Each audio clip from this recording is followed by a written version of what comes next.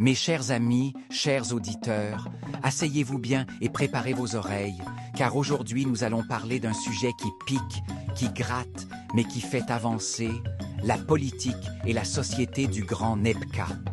Oui, ce pays où l'on marche souvent sur une corde raide, tendue entre les rêves de demain et les réalités d'aujourd'hui. Mais attention, le guide suprême a une façon bien à lui de gérer les choses. Ici, au Nebka, la démocratie n'est ni trop froide, ni trop chaude. Non, non, elle est juste assez cuite, comme il aime le dire. On a le droit de parler, mais pas trop fort. On a le droit de voter, mais attention à ne pas se tromper de bulletin. Ah, mes amis, c'est une démocratie à la sauce Nebka.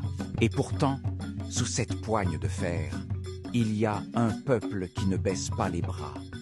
Les Nebkis, unis dans l'adversité, se battent chaque jour pour construire un avenir meilleur. Car si la pauvreté et les inégalités sont encore là, ce n'est pas faute d'espoir.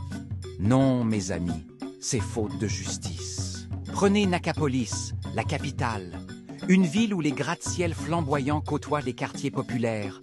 On y trouve des marchés bondés, des rêves d'entrepreneurs, mais aussi des rues où les enfants jouent pieds nus. Ici, les riches parlent d'économie dynamique, tandis que les pauvres parlent de survie quotidienne. Mais une chose est sûre, tous parlent de changement. Et le panafricanisme, dans tout ça?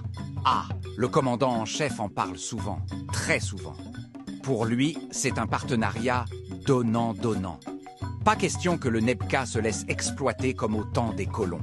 Les ressources du pays, qu'il s'agisse de l'or, du cuivre ou des champs de mil, doivent profiter d'abord aux Nebkis. Mais entre nous, mes amis, ces richesses, les voit-on vraiment dans nos assiettes?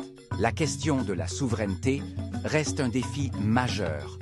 Oui, le Nebka a son propre franc, le franc Nebki, symbole de libération économique. Mais le poids de la dette internationale est écrasant et les décisions économiques, souvent dictées par des partenaires extérieurs, pèsent lourd sur le peuple.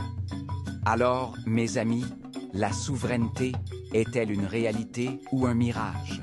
Et pourtant, le Nebka avance. Oui, il avance, car ses habitants ne perdent jamais espoir.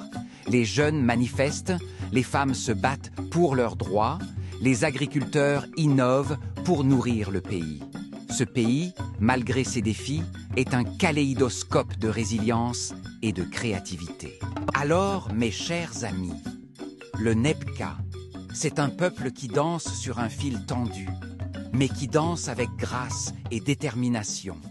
La semaine prochaine, nous plongerons dans l'avenir du pays, entre défis et espoir.